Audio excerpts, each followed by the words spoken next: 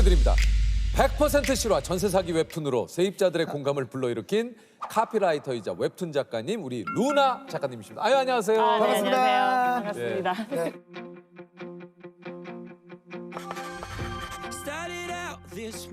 소개를 직접 해주시죠. 네, 저는 17년 차 카피라이터이자 루나파크라는 웹툰 콘텐츠 만들고 있는 만화가이자 시 쓰는 루나 홍인혜입니다. 반갑습니다. 아니 근데 나 작가님 이거 TVN의 슬로건 즐거움엔 끝이 없다 이거 작가님이 만드신 거라고. 네. 진짜요? 즐거움엔 끝이 없다. TVN. 네. 이거 작가님 만든 거예요? 제가 썼습니다. 네. 오, 그 실제 주인공. 네. 어디 가서 저도 이제 대표작이라고 덩덩거리고 다닙니다. 그러면 한 번 쓸 때마다 껌바이건으로 나옵니까? 껌바이건입니까 아니면? 광고 일은 전혀 그렇지 않고요. 저희는 이제 저작권이 저희에게 없어요. 그래서 클라이언트, 저희는 이제 광고주라고 많이 부르는데 이제 그분들께 귀속되기 때문에 저는 뭐 봉급 받고 땡입니다. 네. 이거 내가 만든 그쵸. 카피 즐거움엔 끝이 없는데 내 봉급엔 끝이 있네. 네, 명확하게. 이거에 따라 네. 이게 연동이 안 되네. 네. 아주 명확한 끝이 있었죠. 네. 이거 아쉬운데. 하지만 오늘을 비로소 이제 루나 작가님이 네. 이 카피라이터의 그러니까. 주인공이라는 사실을 알게 됐네요. 그러게요. 네. 즐거움이 끝이 없다. 너무 쓰길 잘한 것 같아요. 아니 진짜요. 아니 그 외에도 이제 작가님이 만든 카피가 굉장히 많이 있을 것 같은데요. 봄에도 집합 공부 겨울에도 집합 공부 첫 단어만 너덜너덜. 좋은 의자는 많은 것을 바꾼다. 의자가 인생을 바꾼다. 뾰뾰뿅 이런 거. 루나의 전세 역전이 전세를 생각하는 사람들이 꼭 봐야 하는 만화라고 네. 하면서 이게 화제가 됐다 그래요. 네, 맞습니다. 이게 어떤 내용인지 좀 소개해 주시죠. 그게 이제 100% 충격 실화 이런 말을 제가 앞에 붙였는데 네. 제가 이제 겪었던 일이고 이제 보신 분들이 처음에 이제 귀여운 그림으로 이제 아기자기 진행되니까 뭐야 이러고 보셨다가 뭐야 이거 공포 영화보다 더 무서워 막 이렇게 아니면은 뭐 귀신 하나 안 나오는 남양 특집이다 뭐 이런 얘기 막 하셨거든요. 그래서 그게 어떤 일이었냐면 제가 어떤 집에 전세로 들어갔는데 한 달 만에 압류장이 날아오고 그리고 바로 경매 개시가 되고 그런 일련의 과정을 무려 3년을 제가 오우. 시달렸던. 아니 이게 보통 그 가끔 뉴스에나 뭐 이런 네, 그 맞아요. 프로그램에 네. 나오는 내용이 이런 내용이지 않습니까? 네네네. 저도 뉴스에서만 보던 일을 제가 당한 거죠. 이게 사실 내가 그 당사자가 되면 정말 이거 네, 굉장히 너무 당황스럽잖아요. 충격적이죠. 엄청나게 많이 살펴보고 들어간 집이고 등기부등본이라고 우리가 네. 부동산에서 꼭 확인하는 문서가 있잖아요. 그게 말끔했어요. 거기에 이제 아무런 이 집에는 빚도 없다. 아무것도 없다. 네, 그 융자라고 말하는 선순위 채권이 없다. 네. 이런 말끔한 집이어서 안심을 하고 들어갔는데 등기부등본에 그렇게 돼 있으면 그거 다 된 거 아니에요? 그쵸. 근데 한 달 만에 압류장이 날아와서 저도 평생 이런 걸 받아본 적이 없으니까 이게 왜 날아왔지? 이게 나랑 무슨 상관이야? 내 집 아니니까 그쵸, 이렇게 그쵸. 생각했는데 조금 이제 투소문하고 알아봤더니 이제 그 당시 임대인분이 송사에 얽혀가지고 돈 문제에 누군가가 승소를 해서 이제 우리 집을 건 거죠. 내 돈 내놔. 저는 뭐야 이런 일이 있네? 근데 제가 일단 확정일자도 받고 그 전입신고도 했으니까 선순위였으니까 괜찮겠지? 하고 있었는데 나중에 밝혀진 게 집주인분이 엄청난 고액 체납자였던 거예요, 세금에. 근데 그걸 알게 되면서도 그런 거는 등기부등본에 안 나오죠. 나와요. 네, 등기부등본은 전혀 알려주지 않고요. 근데 체납하셨다는 걸 알게 됐을 때까지도 내가 체납한 게 아니니까. 이게 그렇죠. 아무 상관없다. 네, 별일이 아니겠지? 그냥 별일이었던 거예요. 왜냐하면 제가 입주한 시점보다 앞서 발생했던 세금이었던 거예요. 그게 세금 네네. 체납이. 네, 그러니까 이제 저의 집이 경매에 넘어가면 세무서에서 그 돈을 앞서서 가져간다. 그러니까 한마디로 변제 순위에서 내가 밀리기 때문에 네. 집을 처분해서 판 그 돈이 맞습니다. 세금보다 많으면 다행인데 네네네. 없으면 이제 나는 내 전세금을 날리게 되는 거죠. 그렇죠. 네. 그래서 일단은 그 송사 걸린 분이 경매를 걸으셔서 경매 과정이 진행이 됐는데 이런 과정이 굉장히 느리게 진행돼요. 그 경매 통지서가 날아와도 6개월 후에 한다. 그럼 그 피 마르는 6개월을 보내는 거예요. 그러니까요. 근데 집주인분께 이제 연락을 해서 어떻게 되는 거냐. 그러면은 그분은 굉장히 태평하게 아이고 해결하겠습니다. 염려 마세요. 아이고 임차인 뭐가 걱정이에요? 뭐 이런 느낌이신 거예요. 걱정은 내가 해야지 당신은 그쵸, 걱정할 그쵸. 필요 없다. 네. 그러다가 점점 상황이 심각해지니까 이제 연락을 점점 이제 피하게 되고 음. 이제 잠수를 타고 이런 과정이 있었고요.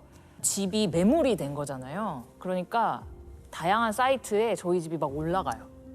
뭐 어느 동, 어느 집, 뭐 경매 매물입니다. 이러면서 올라가고 저는 언제 이분들이 왔다 갔지 싶은데 우리 집 현관까지 막 다 찍어간 거예요. 문 앞에까지. 그리고 실제로 이제 퇴근하고 오면 집 앞에 뭐 모르는 분이 서 계시는 경우도 몇 번 있었어요.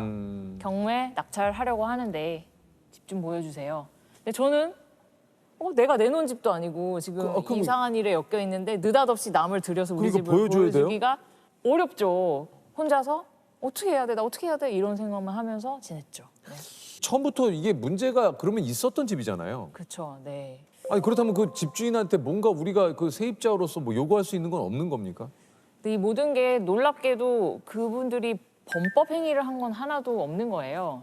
세금 체납을 물론 했지만 나라에서는 이제 체납했으니까 집을 가져갈게. 이렇게 착착착 모든 게 법의 테두리 안에 일어나는데 뭐 제가 뭐 고소를 할 수 있는 것도 아니고 뭐 고발을 아무것도 할 수 있는 게 것도 없어요. 아니고. 네. 아 이거 진짜 꼼짝없이 너무 그 집에 사는 거죠. 너무 열받아 죽겠는데 진짜 이거. 아, 네. 집이 집 같지가 않더라고요. 네. 거기 있는 게 죄수 같았어요. 여기 같이 있는 사람.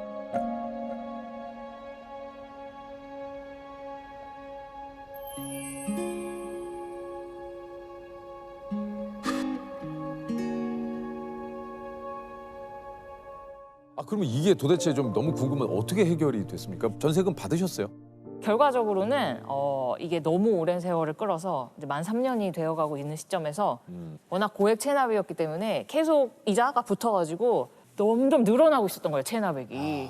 그래서 눈덩이처럼 불어나서 나중에는 이제 경매 과정은 계속 홀딩을 막 하고 있었고 나라에서 이거는 더는 못 봐준다. 세금 내! 이러면서 그걸 공매를 걸어버렸어요.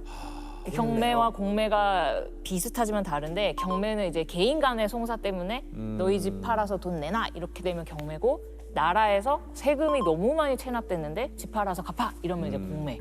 저는 그때도 너무 깜짝 놀란 게 이제는 이제 뭐 더 놀랄 일이 없을 줄 알았는데 집에 또 뭐가 날아와 있어. 그래서 보니까 공매에 넘어간다는 거예요. 이 집이 이제 공매에 넘어가는 네, 거죠? 아니 이미 경매인데 공매에 넘어가 또 급히 찾아봤더니 경공매 동시 진행도 가능합니다. 아이고야. 그래서 이제 공매에 넘어갔고 근데 거기까지 사건이 치달으니까 이거는 도저히 더는 해결될 여지가 없다. 낙찰을 받을 사람이 이미 없는 상황이었어요. 왜냐면은 이미 체납한 세금이 이만큼이고 제 보증금이 이만큼인데 집값을 넘어서고도 남은 거예요. 그리고 이 집을 누가 사겠어요? 아무도 안 사죠. 안 사죠. 그러면 저는 영원히 그 집에 갇히고 계속 세금은 늘어나고 더는 방법이 없다. 그래서 그때 가만히 누워있다 생각한 게 내가 사는 수밖에 없다. 내가 낙찰받는 방법밖에 없다. 이미 사실은 낙찰받아야 이익 보는 상황이 하나도 아니었고 이미 값이 너무 올라버렸기 때문에 세금이 너무 많이 불어났기 때문에 내가 얼마에 사도 집주인 세금을 그만큼 가져가고 남은 금액을 저를 돌려주는 그렇죠, 거잖아요. 그렇죠. 그럼 저는 이미 전세금을 까인 거죠. 그러니까 이제 그걸 이렇게 계산해 보면 이익 보면서 살 수 있는 상황이 전혀 아니다. 그럼에도 불구하고 영원히 이렇게 내가 어떻게 되겠지, 누가 해결해 주겠지 이러면서 6개월, 3개월 이렇게 계속 시간 어쩔 수 보내느니 내 마음의 평화라도 찾아야겠다. 이러면서 제가 공매에 뛰어들어서 제가 낙찰을 받았습니다. 그렇게 끝났죠. 결국 내가 공매로 낙찰받은 네. 피해자가 어쩔 수 없이 나서서 더 큰 피해를 막기 위해서 또 안 왔다. 내가 또 안 왔다. 네. 그럼 그 집에 살고 계신 거예요? 그 집에 살고 있습니다. 아니 근데 그러면 그러면 이거는 어떻게 돼? 이 세금 체납을 미리 알아보려면 네. 이거 어떻게 돼요, 이거를? 개인의 세금 체납 여부는 이제 사생활의 영역이기 때문에 그러니까요. 알아볼 수가 없죠. 타인이 알 방법이 사실상 없고요. 네.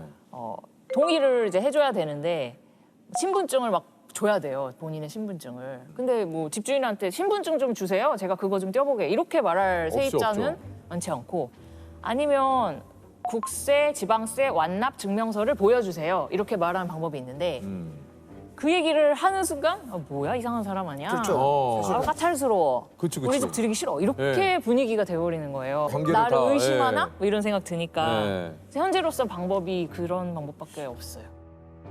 이게 뭐 거의 한 3년이라고 하는데 네. 일상생활이 괜찮으셨습니까?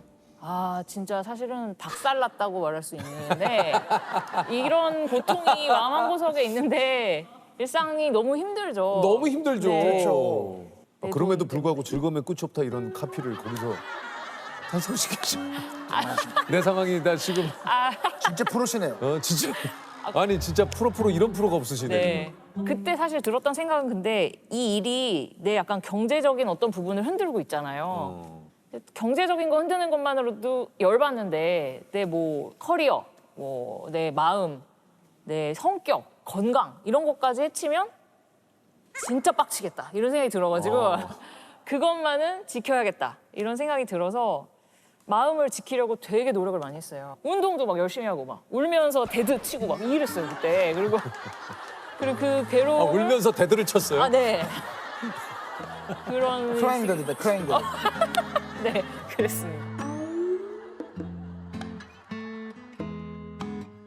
이 일을 작년에 웹툰으로 그린 이유가 있습니까? 네, 나는 그래도 어떻게 탈출했는데 조금 손해 보고라도 이제 어떤 분들은 정보가 부족해서 또는 뻔히 알아야 되는 건데도 우리가 놓칠 때가 있거든요. 그렇죠. 그래서 이거를 손해 보고 해결을 못 하시는 분들도 세상에 있을 텐데 그래 맞아 나 만화 그릴 수 있잖아 내 만화로 이걸 좀 알려야겠다 이런 생각이 들어서 루나의 전세 역전 그래서 이제 1화를 팡 올리게 된 거죠.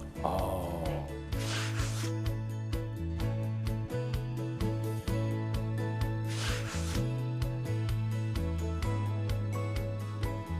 저는 이제 하나의 전세 사기 사례밖에 몰랐는데 그거 말고도 세상에는 아니 어떻게 머리를 이렇게 쓰나 싶은 수많은 전세 사기 수법들이 있더라고요. 어떤 수법들이 있어요? 이제 가장 이제 좀 대표적이라고 할 수 있는 게 깡통 전세 이런 말 좀 요즘 들어봤어요. 많이 깡통 들어보셨죠? 전세. 예. 그게 깡통 전세가 뭘 의미하냐면 일반적으로 집값이 있으면 전세금이 한 80%선, 60% 뭐 이래야지 이게 말이 되는 거잖아요. 근데 이게 뛰어넘는구나. 뛰어넘거나 같은 금액이거나 이러면 이제 집이 깡통 전세. 왜냐하면 집주인은 자본금 하나 없이 그 집을 손에 넣은 거잖아요. 이런 집 문제가 터질 확률이 굉장히 높죠. 그러니까 경매에 전세금으로 집주인이 집을 산 경우는. 네네네. 나와 계약하는 사람이 이 집값 얼마예요? 그 말만 믿지 말고 내가 시장 조사를 좀 공시지가도 찾아보고 알아봐야 되는 주변에 다른 부동산도 좀 둘러보고 어플도 막 뒤져보고 해서 이 집값이 이 사람이 말하는 게 맞나? 그 신빙성을 좀 내가 체크를 조금 해야 스스로 되는 체크를 좀 해야 돼요. 네, 그런 방법이 있고요. 이제 또 이제 법에 약간 맹점을 노린 부분이 우리가 전세로 들어가면 전입신고 확정일자라는 걸 받잖아요. 네, 그렇죠. 근데 그러면 이제 세입자의 권리가 보장되기 시작하는데 그게 신고한 다음 날 이 길부터 그 권리가 발동이 되거든요. 제가 오늘 전세에 들어가도 내일부터 그 하루를 그 틈을 타서 대출을 받아버리는 거예요. 집담보로. 그러면 나는 분명히 등기부등본 깨끗해서 들어갔는데 용자가 생겨버렸네? 내가 후순이네? 이렇게 돼버려요. 야 진짜 대단하다. 입이 떡 벌어지죠. 네. 이거를 그러면 이런 사기를 안 당하려면 어떻게 됩니까? 일단은 기본적으로는 등기부등본 확인하고 전입신고 확정일자 많이들 이제 상식적으로 알고 계시는 부분 그건 정말 무조건 해야 되는 일이고요. 계약서에 특약을 놓는 방법이 있다고 하더라고요. 예를 들면 내가 들어간 날 혹은 다음 날 뭐 일주일까지라고도 하시는 분들도 계시다고 하더라고요. 그 사이에 대출 안 받는다. 이 집을 담보로. 만약에 등기부등본에 그 사이에 대출로 인한 변화가 있을 시 계약 무효로 무효가 한다. 된다. 그런 이제 특약을 넣는 방법이 있다고 하더라고요. 이건 충분히 집주인한테 요구할 수 있잖아요. 이 말이 어려울 수도 있지만 부동산 공인중개사분께 말하면 그분은 전문가라 딱 아세요. 이거를 활용하시는 방법도 있습니다. 아니 그 이 웹툰이 드라마로 만들어질 예정이라고요? 네, 그렇습니다. 아, 진짜요? 네. 어이구, 축하드립니다. 아이고 뭐 작가님 그래도 뭐 3년의 오, 마음고생을 야. 또 이렇게 네. 예? 보상을 받으시네요 이거. 뭐 캐스팅이 됐습니까? 아니요, 지금 이제 시나리오 단계고요. 예. 사실은 제가 이제 만화로 컨텐츠로 여러분들께 소개했을 때도 와, 이제 마음의 상처가 많이 보상됐다. 이런 생각했는데 드라마 계약하고는 진짜 역전되려고 그러네? 뭐 이런 느낌? 이만큼 괴로웠는데 그래서 좀 더 좋아지려고 그러네? 이런 네. 느낌. 진짜 전세 역전했네? 제목 따라갔네? 그런 생각 요즘 하고 있어요. 또 인생에 또 계속해서 그렇게 안 좋은 일만 있지 맞습니다. 않아요. 자 우리 공통점 한번 드려볼게요. 네. 네. 내 인생을 한 줄 슬로건으로 표현한다면?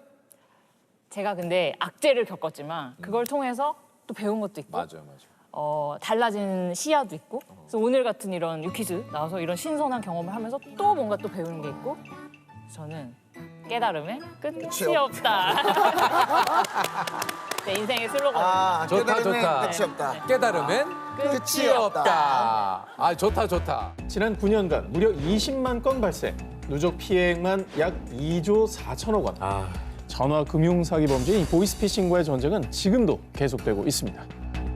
근데 이게 아직도 많고 아직도 이걸로 당하는 사람들도 많대요. 자, 보이스피싱 조직은요, 보통 해외 거점을 두고 국내 계좌 개설팀, 또 현금 인출팀, 송금팀 등 각 조직원의 역할을 세분화해서 점조직 형태로 운영이 됩니다. 게다가 일명 대포폰과 대포통장을 사용하기 때문에 수사망을 교묘하게 피해 다님으로 일망타진이 쉽지 않은데요. 자, 그런데 2019년 4월 중국에 본거지를 둔 한 보이스피싱 조직의 국내 조직원들이 경찰에 검거됐습니다. 자, 이들은 금감원 직원을 사칭해 보름 동안 5회에 걸쳐 3명으로부터 2,600만 원을 뜯어낸 혐의로 긴급 체포됐는데요. 검거가 돼서 다행이네요, 그래도. 네. 근데 이거는 되게 점조직들이라 잡기 힘들다 그러던데 어떻게 그래도 증거가 있었나 보네요. 경찰이 이들을 체포할 수 있었던 건 결정적인 제보가 있었기 때문입니다. 돈을 들고 도망가신 즉시 법정 처벌을 받겠습니다. 뭐지? 기사번호 이 영상에 등장하는 남성은요, 경찰에 검거된 보이스피싱 조직원입니다.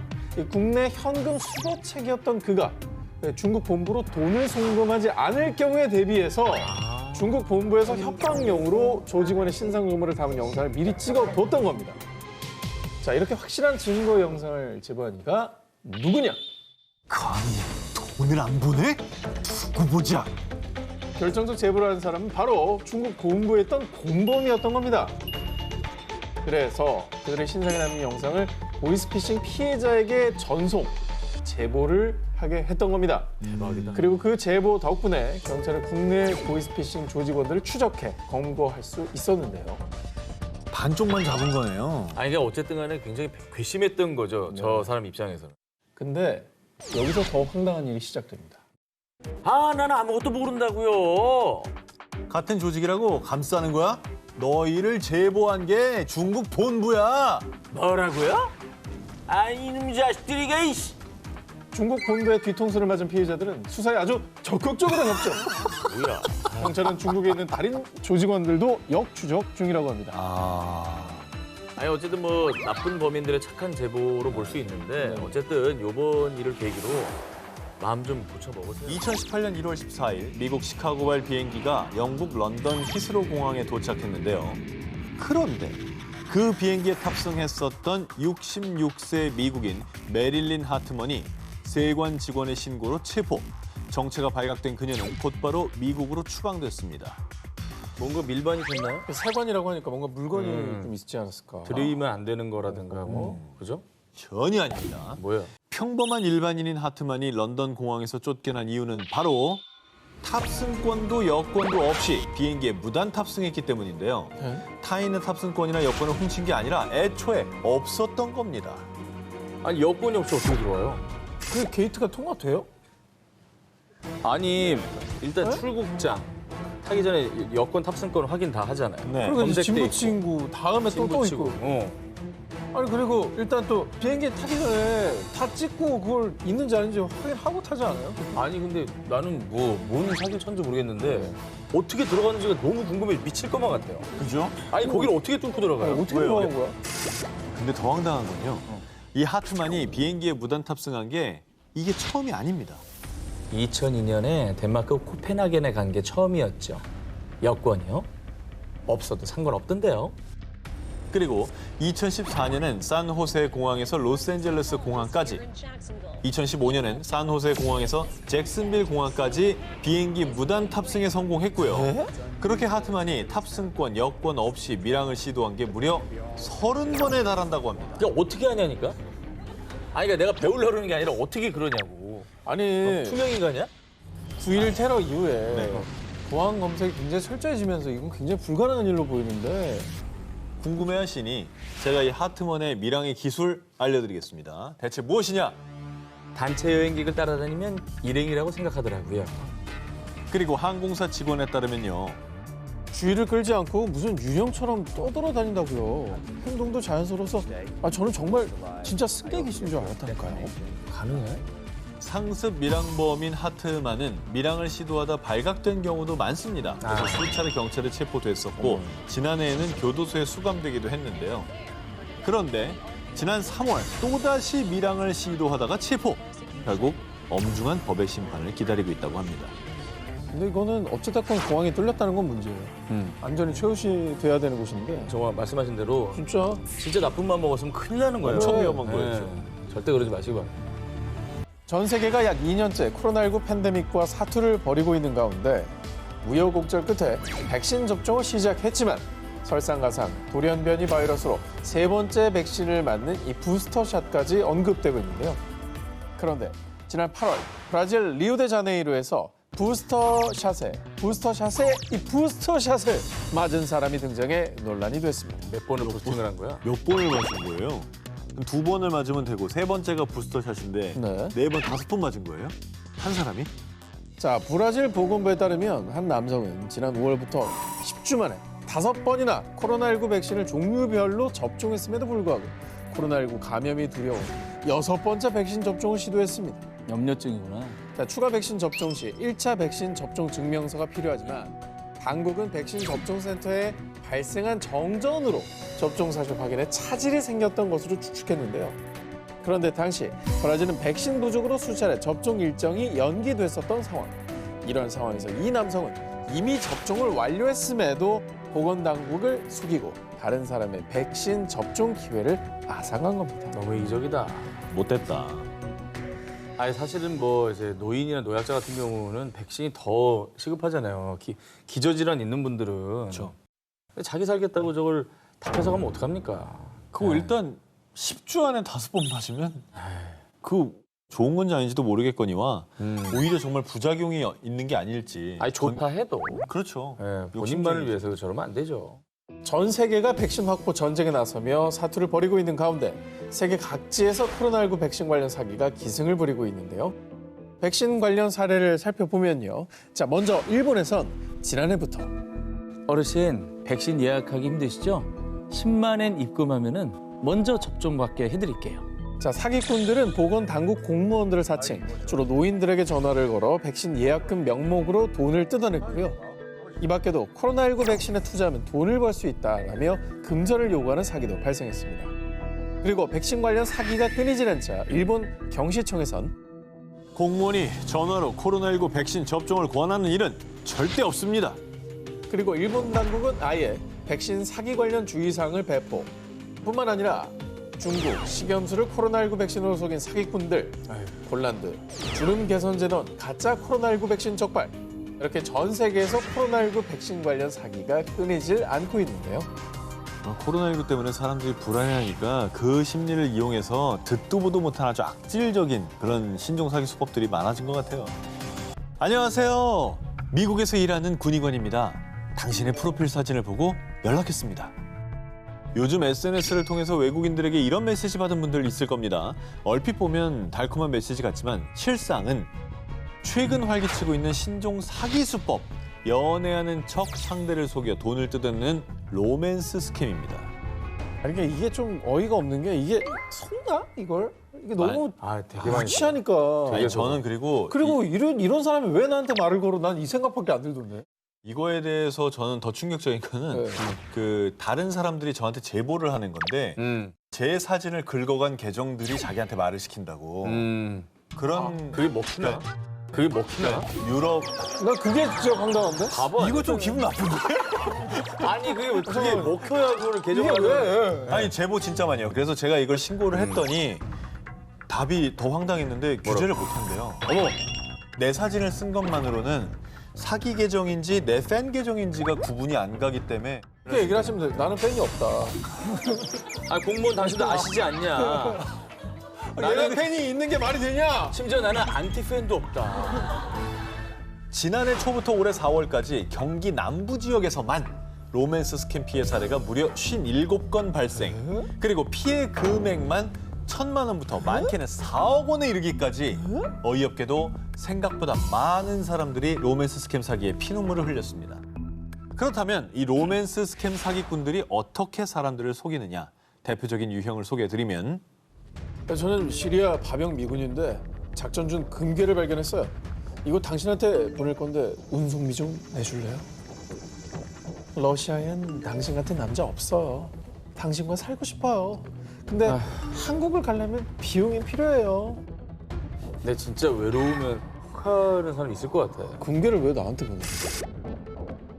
그러니까 이들이 처음부터 돈을 요구하진 않습니다. 사기꾼들은 외국인들로 구성된 조직입니다. 주로 뭐 파병, 군인, 사업가, 의사, 심지어 나사 직원까지 소위 엘리트 직업군을 사칭하고요. 또 피해자들의 외로운 심리를 이용해서 일상 사진을 보내면서 달콤한 말로 랜선 연애를 하고 또 결혼을 약속합니다. 그리고 자신을 연인으로 생각하는 피해자들에게 뭐 항공료, 통관 수수료, 택배 수출 비용 뭐 이런 온갖 이유를 대면서 돈을 뜯어냈는데요. 자, 이걸 좀 막아야 될 것 같아요. 예방 방법 없습니까? 경찰에 따르면 모르는 외국인이 SNS로 접근하는 것은 대부분 로맨스 스캠 목적이라며 낯선 외국인과의 인터넷 교제를 주의할 것, 인터넷상으로만 연락하는 사람에게 함부로 입금하지 말 것, 선물 발송을 빙자한 배송업체 사이트에 접속하지 말 것 등을 당부했습니다. 2017년 11월 미국 필라델피아의 고속도로에서 한밤중 운전을 하다 길을 잃은 케이트 맥클루어. 그리고 하필이면 그때 자동차 연료마저 떨어지는 난감한 상황에 봉착합니다.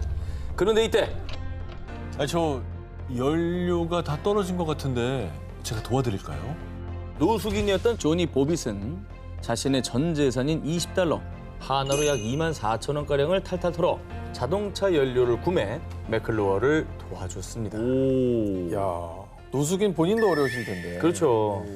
힘든 일에 처한 사람을 지나치지 않고 도와준 아주 미담 기사인데요. 도움을 준 보빗에게 보답하고 싶었던 맥클루어는 남자친구와 함께 온라인 기부 사이트에 이 사연을 게시했고요. 이 마음이 따뜻해지는 훈훈한 사연에 무려 14,000여 명이 기부에 동참. 며칠 만에 약 4억 7천만 원의 기부금이 모였습니다. 우와. 그런데 말입니다. 그로부터 10개월이 지난 2018년 9월 노숙인 보빗이 돌연 이 맥클루어와 그녀의 남자친구를 고소했다는 소식이 들려왔습니다. 아 설마 보빗의 주장에 따르면 그 빌어먹을 커플이 저한텐 기부금을 한 푼도 안 주고 자기들끼리 다 써버렸다고요? 맥클로우와 남자친구가 약 4억 7천만 원의 기부금 중 약 3억 9천만 원을 가로채 고급 자동차를 구매, 전용기로 여행을 다니며 도박으로 돈을 탕진했다는 겁니다. 하지만 맥클로우와 남자친구는요. 기부금이 아니라 저희 돈으로 차 사고 여행을 갔던 거라고요. 그리고 약물 중독에 빠진 보빗이 약물을 끊고 일을 시작하면 기부금의 나머지를 줄 것이라고 주장했습니다. 아니 자기들이 뭔데 줬다만. 그러니까. 자기들이 무슨 뭐 재 재활센터도 아니고 저걸 왜 자기들이 결정하죠? 아니 근데 둘 중에 하나 중에 누굴 믿어야 되는 겁니까 이거 지금? 아니 이건 너무 명백한데 뭐. 저 사람 도와달라고 사연을 올리고 기부금을 받았으면 그건 다 줘야지. 자기가 왜 가져? 자, 그런데 수사 결과 드러난 충격적인 진실이 있습니다. 사실 맥클로어는 자동차에 연료가 떨어진 적이 없었습니다. 그리고 노숙인 보빗은 그녀를 도와준 적도 없었다는 것이죠. 사실 커플과 노숙인 보빗은 기부금을 모으기 한 달 전 도박장에서 처음 만났습니다. 아, 나 돈 필요한데. 아, 어디 돈 나올 데 없나? 저한테 아주 좋은 아이디어가 있는데 함께 하실래요? 콜? 큰 돈을 벌 궁리를 하던 세 사람은 기부금 자작극을 계획합니다. 한 팀이었어. 그러네. 자, 그렇게 거짓으로 사연을 작성해 기부금을 편취한 것이지요. 대단하다, 대단해. 차라리 저렇게 갈등을 빚었던 게 다행이네. 진실을 우리가 알게 됐잖아. 그렇지. 사람들의 어떤 선한 마음을 이용하는 게 너무 나빠. 2010년 스페인 파코 산스란 남성이 온몸에 악성 종양이 무려 2천여 개나 퍼져 생명에 위협을 받고 있다는 안타까운 소식이 전해졌는데요. 이에 스페인 유명 진행자인 호르헤 하비에르 바스케스와 스페인 유명 축구 선수인 알바로 네그레도 등 유명 인사를 포함한 수많은 사람들이 기부에 동참. 2010년부터 약 7년간 무려 약 3억 5,700만 원에 달하는 기부금이 산스에게 전달됐습니다. 종양이 어떻게 몸에 2,000개나 생길 수가 있죠. 그러니까요. 네, 이거 뭐 응원하는 사람들이 있으니까 좀 잘 쾌유됐으면 좋겠습니다. 아 근데 좀 불안합니다. 오늘 주제가 또 주제인 만큼 희대 사기꾼 중에 이분이 또 나왔다고 한다면 아유 가슴 아픈 일인데요. 기부금을 받은 지 7년 만인 2017년 3월 경찰에 체포된 파코 산스.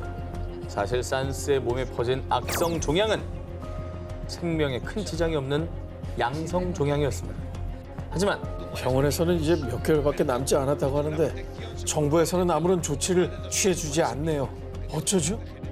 산스는 시한부 행사를 하며 방송 출연, 자선 행사를 연 것도 모자라서요. 파코 산스 협회까지 개설, 치료법 연구에 필요한 자금을 모은다는 명목하에 기부금을 유도한 것입니다. 아휴, 자, 사람들이 속을 수밖에 없었던 이유가 있습니다. 미국에서는 선진 치료법이 있다는데 스페인에서는 치료법이 아직 마련돼 있지 않네요. 산스는 임상 실험을 핑계로 스페인 주재 미국 대사관의 협조를 받아 미국에 무려 11번을 방문, 치료하는 척 사기를 쳤습니다. 하지만 실상은 모든 경비를 지원받아 미국 여행을 즐겼다고 합니다. 야, 저거 또 미국 대사관은 또 어떻게 속았냐? 중요한 건 결국 우리가 이제 알게 됐잖아요. 네. 이게 어떻게 해서 들통난 겁니까? 산스가 자신의 투병기를 담은 책을 출판한 적이 있었습니다. 책도 냈어? 왜 인쇄 받아야 되잖아요. 잠이 오나? 그게 안 돌아오네. 자, 이때 책 편집자가 산스를 의심하기 시작합니다. 그렇게 2년 동안 차곡차곡 증거를 모아 이 산스를 경찰에 신고했고요. 그리고 산스가 기부자들을 조롱하는 미공개 영상이 함께 폭로되며 많은 사람의 공분을 샀습니다. Necesito bus. No. Pulso no. Necesito encuentra impulso. Necesito encuentra visa. 이게 이제 연출 찍다가 막 자기끼리 놓은 거구나. 와, 진짜 진짜 선한 마음을 지금 이렇게 이용하다니 진짜. 사람들의 선량한 마음을 악용해 기부금을 편취한 사기꾼들, 그 만행에 대한 대가를 단단히 치러야 할 겁니다. 2019년 11월 중국 저장성 자싱에 위치한 한 공장에서 동료로 만나 연인 사이가 된 슈머와 샤오팅. 얼마 뒤 샤오팅이 건강상의 이유로 갑자기 회사를 그만두게 되자 남자친구인 슈머우는요. 샤오팅, 돈은 걱정 마. 내 사랑은 건강 관리에만 신경 쓰라고. 슈머우 덕분에 샤오팅은 지난해 6월 무사히 수술을 받을 수 있었습니다. 어우. 여자친구 입장에서는 얼마나 고맙겠어요. 그럼요. 나를 지켜주는 사람. 오늘 기사는 다 이렇게 오프닝에서 끝났으면 좋겠어요. 아, 뒤가 너무 무섭지 않아요? 오프닝은 다 너무 아름다운데. 아름답죠. 이게 어떻게 변질될까? 그리고 수술 얼마 뒤 그녀의 주치의였던 펜 박사가 그녀에게 메신저로 연락, 수술 후 회복 상황을 원격 상담하기 위해 수술 부위의 사진과 영상을 보내달라고 요구했고요. 샤오팅은 자신의 수술 부위를 촬영한 영상을 보내줬는데요. 그런데 일주일 뒤 공안입니다. 샤오팅 씨 영상이 인터넷에 유출됐습니다. 범인은 그녀의 주치의였던 펜 박사로 수술 부위를 촬영한 영상을 온라인에 노출해 경제적 이득을 취했다고 밝혔습니다. 이건 뭐야? 의사가 갑툭질을 해. 왜냐면 그 앞에 이제 남자 여자 이 얘기는 너무 많이 나왔잖아요. 아, 그래 패턴이에요? 네, 패턴이 정말- 중위권으로 넘어가면서 이제 그럼 그 남자 여자는 정말 아름다운 분들이었군요. 자, 뭐 그것도 보시면 아시죠. 아, 그것도 아니야? 자, 이 충격적인 이야기에 샤오팅이 패닉에 빠진 그때 메신저에서 알게 된 또 다른 박사의 소개로 한 변호사라는 사람이 연락을 해왔습니다. 이런 사건은 피해 보상금으로 12억 원 정도 받으실 수 있거든요. 제가 도와드릴게요. 이에 샤오팅은 소송을 결심합니다. 가족과 친구, 대부업체에 돈을 빌려서 이 변호사에게 소송비를 송금했습니다. 하지만 그 이후에 추가 소송 비용이 눈덩이처럼 불어나자 샤오팅은 사기 범죄를 의심, 뒤늦게 공안에 신고했는데요. 잠깐만, 이게 지금 나온 사람이 몇 명이야 그러면? 의사, 공안, 변호사. 이게 다 지금 메신저 만난 적 없잖아 지금. 메신저죠. 자, 근데 정말 충격적인 건 샤오팅에게 메신저로 연락한 의사와 공안, 변호사는 물론이고요. 대부업체 직원까지 사실은 모두 동일 인물. 그런데 더욱 놀라운 사실은 그 사기범의 정체가 바로 샤오팅의 남자친구 슈모우였다는 것입니다. 슈모우는 11명의 역할을 맡아서 샤오팅이 눈치채지 못하도록 아주 교묘하게 메신저 말투를 조금씩 바꿔가며 연락을 했고요. 그렇게 샤오팅으로부터 약 7천만 원을 가로챘습니다. 아, 왜? 등장인물은 2명이었습니다. 이후에 공안에 체포된 슈모우는요. 우리 둘 다 씀씀이가 큰데 샤오팅을 먹여 살리려니까 돈이 부족해서 그런 거라고요. 아니 먹여 살렸는데 그 여자 돈을 뺐으면 어떡해. 창조적이다 진짜. 1인 11인 역을 하기 전에 그런 노력으로 일을 하지. 난 저 여자친구가 걱정되네요. 저 앞으로 누굴 믿겠어요? 아무도 못 그치. 믿지. 아무도 못 살면서. 지난해 10월 인도 우타르 프라데시주 의사인 라이크 칸이 사기를 당해 무려 1억 원 상당의 손해를 봤다며 경찰에 신고했습니다. 오, 1억 원이면 큰데요. 뭐 신종 이제 보이스피싱 같은 거 이런 거 당한 겁니까? 1억 원에 구매한 물건의 정체, 바로 여러분도 혹할 거예요. 요술램프입니다. 진이 나오는 거야?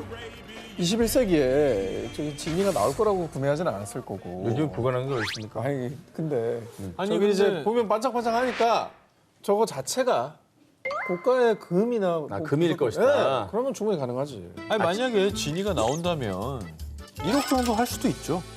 의사 칸은 환자 치료를 위해서 한 여성의 집에 한 달간 방문하면서요. 환자의 아들이라는 남성 탄트익과 그의 친구를 알게 됐습니다. 우리의 위대한 지도자 바바님에게는 신비한 능력이 있습니다. 그들은 바바라는 가짜 종교 지도자를 내세워 칸을 세뇌시키기 시작했고요. 칸과 바바의 자리를 주선했습니다. 그리고 본격적으로 요술램프 사기극을 펼치기 시작. 이것이 바로 전설의 요술램프요. 내 능력으로 진이를 소환해 보겠소. 나타나라. 진짜 진이가요? 제가 한 번만 만져봐도 될까요? 이 진이. 어허, 어딜 만져? 그러다 진이가 다치기라도 하면 어떡하려고? 사기꾼 중 한 명이 요정 진이로 변장을 합니다. 자, 페르시아 설화 아라비안 나이트에서 알라딘이 진이를 소환하는 장면을 재현해냈고요. 그들의 시들린 연기에 칸은 완전히 속아 넘어가고 말았습니다. 아무리 분장이라도 영화 하면은 그게 뭐 보정도 하고 조명도 때리고 그러니까 그렇게 보이지. 퍼런 칠해가지고 그렇게 나타나면 그거 누가 믿냐고. 해봐요. 그리고 바바란 이름 성의도 너무 없어. 그러니까 세뇌를 했다고 생각했으니까 가스라이팅 한 거지. 됐다고 생각했으니까 저런 사기극을 펼친 근데 거죠. 갑자기 문을 열고 퍼런 칠한 사람 들어오는데 그걸 진이라고 믿는다고요? 순수한 동심의 눈으로 보세요. 또 좀 들어봅시다. 자, 이렇게 칸을 속인 사기꾼들은 본론에 돌입합니다. 진이가 있는 이 요술램프만 있으면 부와 건강과 행운을 가질 수 있어. 2억 원만 주시오. 2억이요? 아 그건 좀 너무 비싸지 않나요? 하참. 그럼 당신한테만 특별히 1억 원에 넘길게. 이 황당한 사기극에 홀라당 넘어간 칸은 이 요술램프를 1억 원에 구매합니다. 그리고 나서 매일 밤 애타게 진이를 불렀습니다. 아이고야 나타나. 진이야 제발 좀 나타나. 칸의 간절한 기도에도 램프 속 요정 진이가 나타나지 않자 칸은 그제야 자신이 속았다는 사실을 알아채고 경찰에 신고했다고 합니다. 2009년 영국 50대 여성 주디스 스틸웰은 온라인 데이트 사이트를 통해 오비 엘리아스란 남성을 알게 됐는데요. 두 사람은 곧바로 fall in love. 3년 뒤 결혼을 했습니다. 다정다감하고 완벽했던 남편 엘리아스. 다만 한 가지 아쉬운 점이 있다면요. 여보, 나 일주일 정도 출장 좀 다녀야 될 것 같아. 또? 알겠어. 자기 조심히 다녀와. 남편 엘리아스가 두바이 사업 때문에 너무 바빠서 해외 출장이 잦다는 점이었는데요.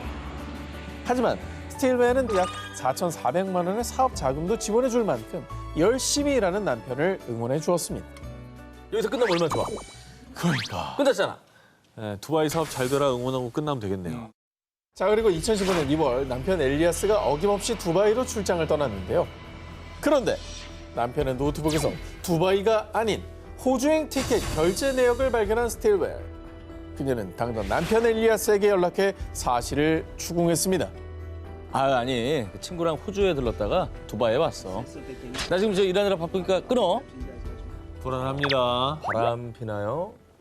바람이면 좋겠는데. 좋겠다고요? 아니 뭘?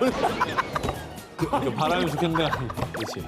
그 세계관이 나랑 너무 달라. 아, 정신 좀 차려. 그러니까 바람인 걸 왜 좋아해? 내 얘기는 그 정도가 아니라 저 와이프가 줬던 돈이고 뭐고 이미 다 날려먹었을 것 같다는 얘기죠. 바람은 당연한 거고. 바람 피는 게 낫다, 차라리. 아니 그 바람으로만 정도에서 그치는 끝났으면 좋겠는데라는 거죠. 바람은 요인이 가능하다. 내가 잘못했네. 자, 그런데 말입니다. 남편 엘리아스가 출장을 떠나고 3주 뒤 호주에 거주 중이라는 한 여성이 보낸 이메일을 통해 스틸웰은 충격적인 진실을 알게 되는데요. 남편 엘리아스가 호주로 향합니다. 여자친구를 만나기 위해서였다고 에이, 합니다. 바람 맞네요. 진짜 바람 맞네. 바람이었습니다. 스틸웰의 남편인 엘리아스는 원래 62세이지만요. 호주의 여자친구를 만날 땐 47세 스티브라고 거짓말을 해서 또 다른 삶을 살고 있었습니다. 그런데 더욱더 충격적인 사실은요. 엘리아스의 여자친구가 무려 46명. 기억이 나? 헷갈리지 않나, 인간적으로? 자, 그동안 엘리아스는 두바이로 출장한 게 아니라 미국, 영국, 호주, 필리핀 등 전 세계 곳곳에 있던 46명의 여자친구를 만나러 다녔던 겁니다. 아, 일 안 해요? 야, 웬일이니, 어떻게. 아니, 되게 부지런하다. 그는 부인인 스틸웰로부터 사업 자금을 받은 것뿐만 아니라 세계 각국의 여자친구들과 동거하며 사업 자금을 핑계로 수천만 원에 달하는 금전을 받았는데요. 와. 결국 모든 진실을 알게 된 스틸웰은 엘리아스에게 이혼을 통보. 하지만 영국 국내법상 엘리아스가 법을 어긴 것은 아니기 때문에 형사처벌은 할 수 없다고 합니다. 근데 이거는 사실 민사로 가서 엄청 때려야죠, 저거는. 손해배상? 그럼요. 위자료 같은 걸로. 네. 저 응징을 해야지. 자, 오늘 전 세계 희대의 사기꾼들이 총집합했지만 이번에 소개해드릴 사기꾼은 스케일이 아예 다릅니다. 가나, 나이지리아, 수단, 토고 등 무려 아프리카 15개 나라를 상대로 사기. 와, 국가를 상대로 사기친 것도 충격적인데 그것도 하나도 아니고 15개 나라. 그렇죠. 가능해요? 자, 그 주인공은 바로 30대 한국인 남성 한 씨입니다. 우리나라 사람이야? 그는 2009년부터 서아프리카 나라들의 우편물을 발송. 저는 한국의 S전자 회장 같은 사람입니다. 제가 대통령님 나라에 국립병원과 주택을 지어드리도록 하지요. 잘 나가는 기업 회장인 척 직접 통역사까지 고용해 아프리카 나라들을 오가며 각국 정상들과 친분을 쌓았고요. 한국 정부와 정상회담을 성사시켜주겠다며 외교 관련 직책을 요구했습니다. 한 씨가 아프리카 대통령들을 속이고 외교 타이틀을 얻으려고 했던 이유는요. 바로 국내에서도 사기 행각을 벌이기 위한 큰 그림이었습니다. 아프리카 대통령들과 찍은 사진이나 주고받은 이메일을 미끼로 한 공기업의 전 간부 김 씨에게 접근합니다. 내가 아프리카 경제보좌관이나 마찬가지라니까. 이 공기업 자회사 사장 자리는 거뜬히 줄 수 있지. 한 씨는 공기업 자회사 사장 자리를 미끼로 김 씨로부터 로비 대가로 약 1,800만 원을 받아 챙겼습니다. 김 씨가 소개해준 사업가 3명에게도 비슷한 수법으로 총 약 11억 4천만 원을 가로챘습니다. 결국에는 국내에서 이런 돈을 사기치기 위해서 아프리카 대통령들을 이용한 거네. 인증샷 남긴 거죠. 그러니까 사진 찍고 뭐 그렇죠. 이렇게 친하다는 척하려고. 자, 한 씨가 피해자들의 의심을 피한 방법은 이러했습니다. 번듯한 사무실을 차려두고요. 고급 리무진 차량도 2대나 번갈아 타는가 하면 수행비서의 보좌관까지 대동하며 그럴듯한 대기업 회장처럼 행동했다고 합니다. 하지만 실제는 사무실 임대료도 7천만 원이나 밀린 빈털터리였다고 합니다. 이런 식으로 2년간 지속된 한 씨의 사기 행각은 2011년 경찰이 첩보를 입수, 조사에 착수하면서 끝이 났습니다. 이번 특종의 주인공인 헬렌 무코로는 스페인 국립대학교에서 법학을 전공, 이후에 범죄학 석사 학위를 받은 뒤 변호사로 활동했고요. UN 여성기구의 스페인 지사 대표로 활약, 여성들의 인권을 위해 목소리를 높였습니다. 그렇죠. 오늘의 주제가 또 있지 않겠습니까? 저희가 사기꾼? UN 여성기구 스페인 지사 대표인 무코로는 지난해 1월 횡령과 사기 혐의로 경찰에 체포됐는데요. 그런데 더욱 충격적인 사실은 그녀가 UN 여성기구 스페인 지사 대표로서 여러 세미나에도 참석하며 활발히 활동했지만 그녀의 직위는 가짜! 스페인에는 UN 여성기구 지사 자체가 애초에 존재하지 않았습니다. 이 사기꾼 무코로는요, 대표라는 거짓 감투를 쓴 채 UN의 국제개발 프로젝트를 사칭, 후원금을 편취했는데요. 하지만 그녀의 사기극에 아주 제대로 속은 일부 현지 언론은요, 그녀를 UN 여성기구의 스페인 지사 대표로 소개하기도 했습니다. 아유, 언론을 탔네. 근데 이런데 이제 언론에 나오면 이제는 사람들 믿을 수밖에 없죠. 왜냐면 검색하면 나오니까. 그러니까. 진짜 이 사람도 간이 배 밖으로 나왔네. 그런데 여기서 끝이 아닙니다. 그녀는 과거 그동안 스페인의 경제 위기를 보고 국민의 이익을 위해 정치에 입문해야겠다고 생각했습니다. 무코로는 모두를 위한 연합이라는 정당을 창당, 스페인 정치계에 뛰어들었는데요. 급기야 스페인 베니아 시장 선거에 출마, 총 3번의 선거에 출마하는 뻔뻔함의 극치를 보였습니다. 미쳤구나, 미쳤어 이제. 3번이나 나가? 미쳤어, 미쳤어. 그러니까 아무도 의심 안 하는 거야 저러면. 야, 이건 완전 국가를 상대로 사기친 거네. 가짜 직위를 활용해 대환장 사기극을 펼친 무코로. 하지만 2018년 존재하지도 않는 스페인 지사 대표를 사칭하는 그녀를 수상하게 여긴 UN 여성기구의 신고로 스페인 경찰이 수사에 돌입. 결국 무코로는 지난해 1월 사기 혐의로 체포됐습니다.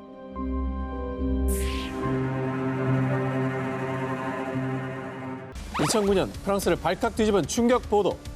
10년간 사기꾼에게 놀아난 귀족 가문. 프랑스의 유서 깊은 명문가인 베드린가를 상대로 무려 10년 동안 사기를 친 사기꾼이 체포됐다는 소식이었습니다. 오, 10년? 야, 10년이면 진짜. 근데 그것도 한두 명도 아니고 일가족이면은 뭐 유서 깊은 가문이고 그러면 사실 어느 정도 영향력도 있을 거고. 근데도 저게 됐다고요? 근데 10년간 서왔으면은 의심도 안 했을 것 같아. 프랑스의 귀족 가문을 농락한 희대의 사기꾼은 티에리 틸리였는데요. 사건의 발달은 1999년으로 거슬러 올라갑니다. 가장 먼저 틸리의 표적이 된 사람은 귀족 베드린가의 일원인 기슬레인 드 베드린. 그녀가 청소업체를 찾고 있다는 걸 안 틸리는 일단 청소업체 대표로 위장해 접근. 제가 상속세에 대해 좀 아는데 도와드릴까요? 이건 뭐 경험자로서 얘기해 주는 거예요. 실제로 법대를 중퇴한 틸리는 자신의 법 지식을 활용해 기슬레인의 환심을 샀고요. 그의 화려한 언변에 속은 기슬레인은 가족 모임에 틸리를 초청했습니다. 자, 그렇게 베드린가 사람들과 친분을 쌓고 신뢰를 얻은 틸리는 본격적으로 사기극에 돌입. 저는 나토 출신의 비밀 조직 요원입니다. 프리메이슨이 여러분을 노리고 있어요. 대비를 해야 됩니다. 아시겠어요? 틸리는 자신의 말을 들어야 프리메이슨의 위협으로부터 살아남을 수 있다며 베드린 일가를 끊임없이 세뇌했습니다. 아니, 저걸 어떻게 믿어요? 근데 이게 저 가문의 명예가 되게 중요할 거 아니에요. 그 점을 노린 것 같아요. 자, 근데 그럴만도 한 게요. 틸리는 베드린가 사람들이 자신의 말을 믿도록 부타, 화재 등 범죄 사건을 조작. 불안에 떠는 베드린가 사람들의 심리를 파고들며 가스라이팅을 시도했습니다. 그렇지. 심지어 이들을 보호해주겠다며 프랑스 로트 에가른주의 한 성에 감금, 시계와 달력을 보지 못하게 했을 뿐만 아니라 최면술까지 이용해 가족들을 이간질했고요. 뿐만 아니라 한 자선단체가 이들을 보호해준다고 속여서요. 그 자선단체에게 줄 비용을 핑계로 부동산 위탁 증서를 받아내는 등 10년에 걸쳐 베드린가로부터 부동산 7채와 한화 약 62억 원을 갈취했습니다. 재산을 위탁했으면 다 내준 거 아닙니까? 완전 이게 세뇌도 그냥 완전 100% 세뇌인데요? 야, 이게 현실적으로 가능한 거군요. 근데 이제 10년이나 속았는데 어쩌다 들통이 난 거예요? 자, 2009년 베드린가의 세금 체납 문제로 프랑스 당국에서 조사를 시작. 그리고 뒤늦게 성에서 도망친 가족의 신고 덕분에 희대 사기꾼 틸리의 만행이 드러났는데요. 틸리에게 세뇌당한 피해자 기슬레이는요. 그는 우리 삶의 10년을 훔쳤고 모든 걸 파괴했어요. 결국 사기꾼 틸리는 2012년 사기 혐의로 징역 8년형을 선고받았습니다.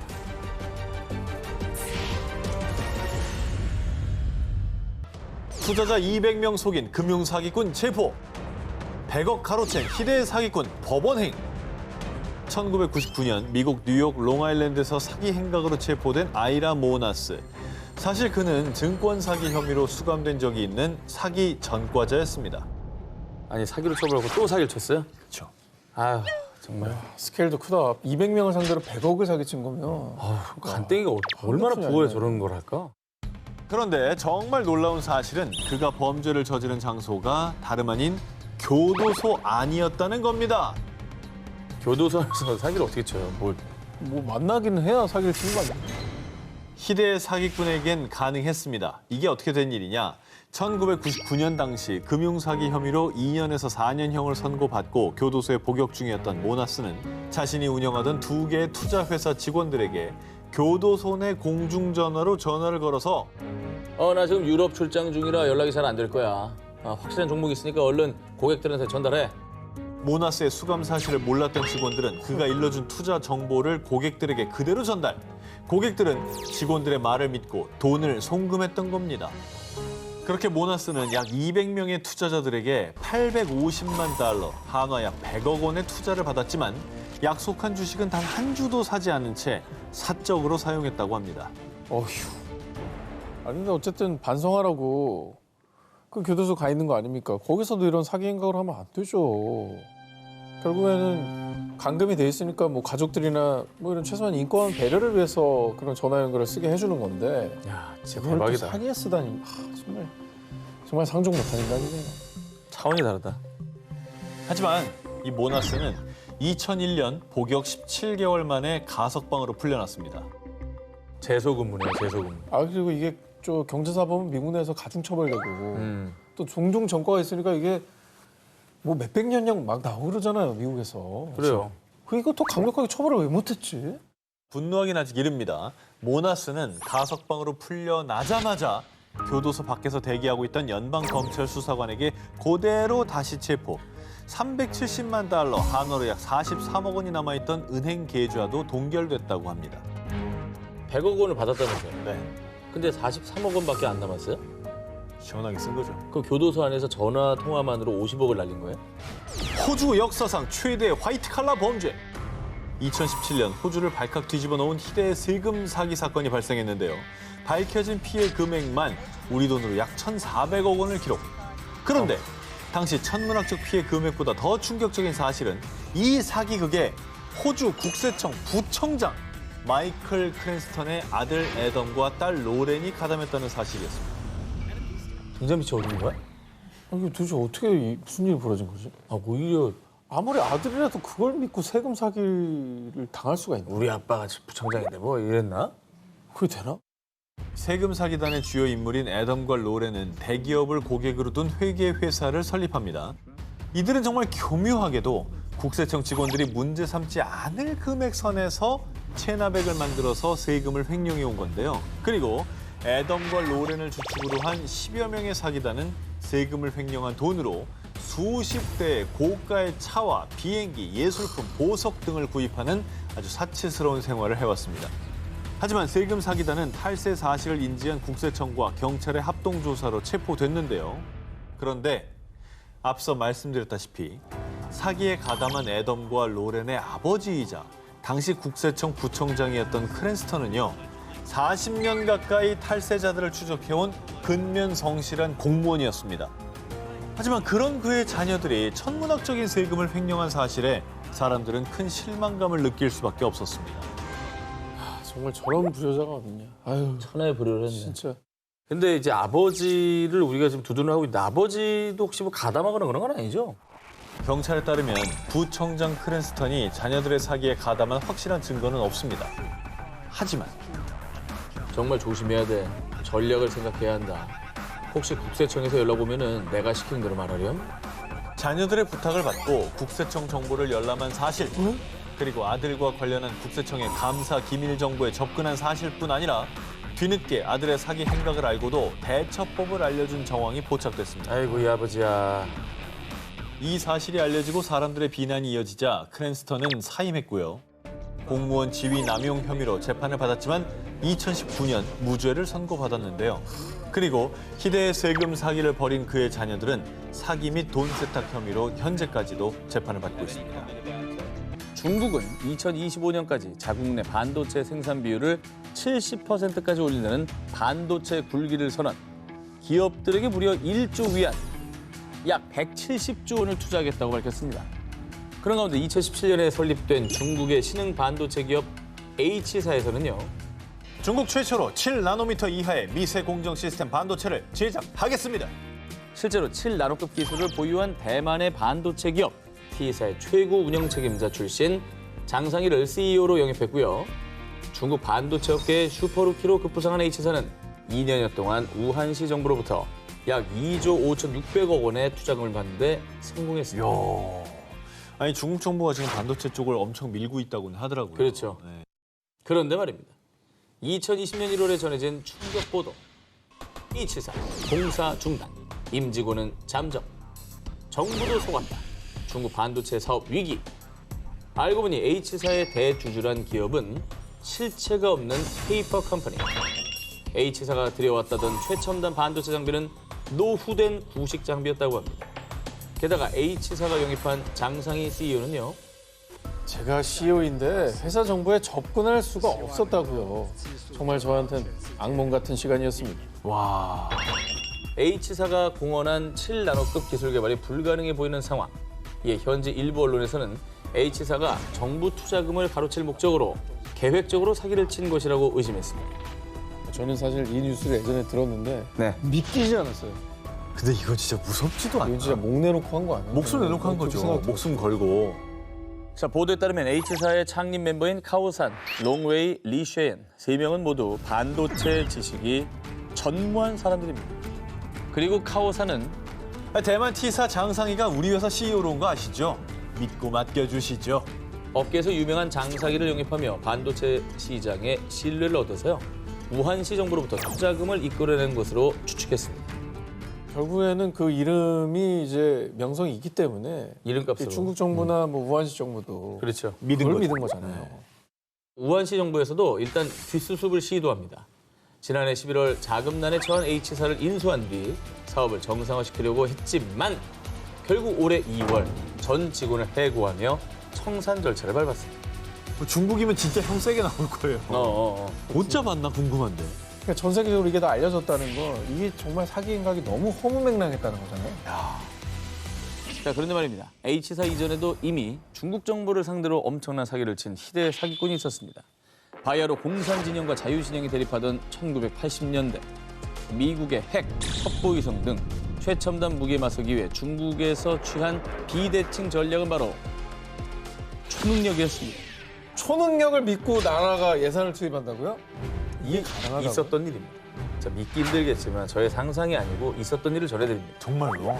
중국 정부가 이 초능력을 무기화할 수 있다고 쉽게 믿었던 데에는 이 사람의 역할이 컸습니다. 바로 국보급 기공사라 불린 남자, 짱바오성입니다. 그는 본인이 사물을 이동시키고 투시를 할 수 있다고 주장했는데요. 실제로 그는 당시 중국 부주석 예제닝 앞에서 자신의 기공 초능력을 선보인 뒤 중국 고위층의 신뢰를 얻었다고 합니다. 1983년 중국 국방과학기술공업위원회는 짱바오성을 507 연구소에 투입. 당신의 초능력으로 군사무기를 개발하시오. 뿐만 아니라 군 휘하의 중국 인체과학연구회에서 외국 위성을 통제하고 먼 타국에도 군사적 공격을 가할 수 있도록 하는 군사무기 개발 프로젝트를 가동시켰습니다. 이거 진지하게 이거 했다고? 진지하게? 만화 얘기가 아닙니다. 연구소 설립했다고요? 네. 507 연구소? 그럼요. 자, 그래서 1988년 정부 관계자, 과학자, 마술사 등 수십 명의 사람이 지켜보는 가운데 짱바오성의 초능력을 검증하기 위한 현장 실험이 진행됐습니다. 관건은 짱바오성이 초능력으로 봉투 속의 글씨를 읽어내고 약병 속의 알약을 움직일 수 있느냐라는 것이었습니다. 실험 결과는 대실패였습니다. 이거야말로 19이네. 성공했습니다. 완전 망했어요. 꼼짝도 안 했다고 합니다. 하지만 이 사실은 7년 뒤인 1995년이 돼서야 언론을 통해 밝혀지며 장바오성의 실체가 낱낱이 공개됐고요. 이후에 장바오성은 집거, 사기 혐의로 체포됐다는 소문이 난무했는데요. 하지만 그가 어떤 처벌을 받았는지는 명확히 밝혀지지 않은 채 2018년 그의 사망 소식이 전해졌습니다. 아이고야. 자, 캐나다 출신 인터넷 사업가 제시 윌럼스는 2007년도부터 2011년도까지 미국, 캐나다, 호주, 영국, 뉴질랜드 등 전 세계 누리꾼들을 상대로 총 한화 약 5,463억 원을 갈취. 그 피해자가 무려 400만 명에 이른다고 하는데요. 뭐야, 혼자 작업을 다 했다고? 대단한 사람들 참 많다. 1대 400만 명? 그렇죠. 어떤 수법을 쓴 거예요 도대체? 제시 윌럼스가 사용한 수법은요. 정식으로 구매하기 전 미리 체험해보세요. 공짜로 써볼 절호의 기회입니다. 자, 이렇게 다이어트 상품, 치아 표백제, 기타 건강식품들을 무료 체험이라고 광고. 공짜의 유혹에 넘어간 소비자들에게 주소와 카드 정보를 등록하도록 유도. 상품을 배송한 뒤 매달 한화 약 94,000원의 요금을 청구하는 방식을 사용했습니다. 자기들은 몰랐는데 동의한 것처럼 구독 동의한 것처럼 해버리는 거군요. 교묘하게 약관을 바꿔가지고 사실 저도 옛날에 이제 무료 받고 나서 다시 들어가서 해지를 해야 그게 이제 정기 결제가 안 되는데 까먹고 막 지나가 버리고 몇 개월 뒤에 이거 왜 이렇게 돈 많이 나갔어? 이런 적 한두 번이 아니거든요. 그리고 들어가서 보면은 해지하는 데가 어디 있는지 찾기도 되게 되게 힘들어요. 힘들어. 해지하기 힘들어. 아, 나 지금 음원 사이트 하나 지금 해지하려는데 지금 보름째 해지하기를 못 찾고 있어요. 나 해지하기 찾느라 죽는 줄 알았어 진짜. 제시 윌리엄스가 사용한 방식에는 교묘한 속임수가 있었습니다. 거기다 써뒀잖아요. 아, 그 14일 안에 물건 반환하지 않으면 요금이 청구된다고요. 그러니까 전 잘못이 없어요. 무료 체험을 먼저 내세우긴 했지만 약관에는 아주 작은 글씨로 체험 상품을 14일 이내에 반환하지 않으면 요금이 부과된다라는 문장이 있었던 겁니다. 게다가 환불 관련 내용도 명확히 명시해 놓지 않아 누리꾼들은 사기당한 것을 알면서도 속수무책으로 당할 수밖에 없었습니다. 자, 소비자들의 불만이 폭주하자 2009년 미국의 연방거래위원회에서 조사에 착수, 2011년에 소송을 제기했고요. 사기냐 아니냐 치열한 공방 끝에 한화 약 4,200억 원을 피해자들에게 반환하기로 합의했다고 합니다. 아 뭐야?